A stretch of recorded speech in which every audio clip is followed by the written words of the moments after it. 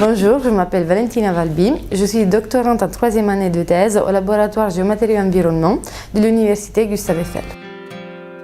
Je travaille sur le phénomène de brunissement des vitraux médiévaux. C'est une pathologie du verre du Moyen-Âge, notamment le verre qui a une composition chalcopotassique et qui a à l'intérieur aussi du manganèse, qui est un élément qui est introduit par les maîtres verriers du Moyen-Âge pour obtenir un verre en couleur ou pourpre. Et ce manganèse, au fil du temps, il va migrer à la surface, s'oxyder et former des petites taches brunes que nous on appelle brunissement. Le problème est qu'on n'a pas encore compris complètement qu'est-ce qu'il se passe. Dans la bibliographie, il y a des auteurs qui ont fait l'hypothèse que ce brunissement soit lié à des micro-organismes, donc l'effet de bactéries ou de champignons. L'objectif de ma thèse, c'est essayer de reproduire le phénomène au laboratoire. C'est interdisciplinaire parce qu'il y a un peu de sciences des matériaux, un peu de chimie, un peu de microbiologie. Je travaillais avec un spécialiste du vitrail, un spécialiste du verre. Dans la vie de tous les jours, avec l'ingénieure de recherche Anne Pérez, qui est une spécialiste de la bioaltération. Bonjour, je suis Anne Pérez.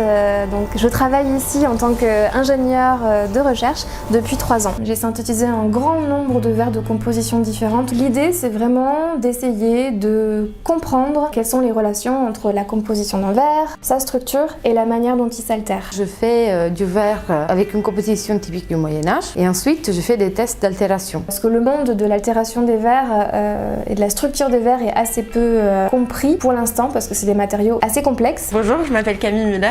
Je travaille ici en tant que doctorante de première année au LGE et je travaille avec Valentina sur les vitraux du Moyen-Âge. Ce qui m'intéresse, c'est quand on incorpore du fer ou du manganèse au sein des verres, je regarde où est-ce qu'ils se placent, la structure du verre, comment ils interagissent l'un avec l'autre. C'est très agréable pour moi de travailler en équipe. Ce qui me passionne de plus, c'est un peu l'envie de découvrir et la liberté de pouvoir aller chercher où on veut. C'est ce que j'aime de la recherche. Je participe à l'encadrement de la thèse de Valentina. Enfin, une thèse, c'est la chose la plus importante de sa vie à cet instant précis.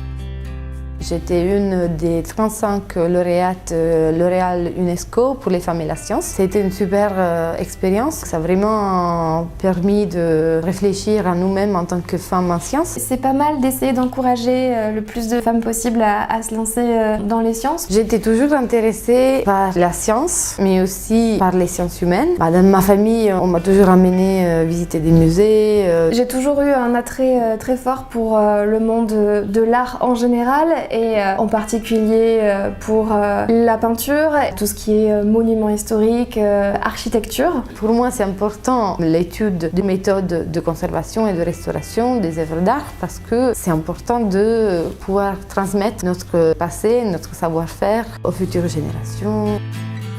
C'est important pour la société qu'il y a des chercheurs, qu'on avance toujours plus dans la compréhension du monde. La chimie, comme toutes les sciences, je pense, pour l'avenir de la planète, c'est essentiel, notamment dans des laboratoires comme le nôtre où on a de vraies thématiques environnement. C'est le futur, et il faut y accorder une place primordiale parce que c'est ce qui va faire que notre planète va peut-être aller mieux. Notre rôle en ce moment, il est vraiment essentiel, c'est sûr. Les jeunes qui veulent un parcours de sciences, n'ayez pas peur, c'est un super parcours, c'est amusant et c'est pour vous et c'est pour tout le monde.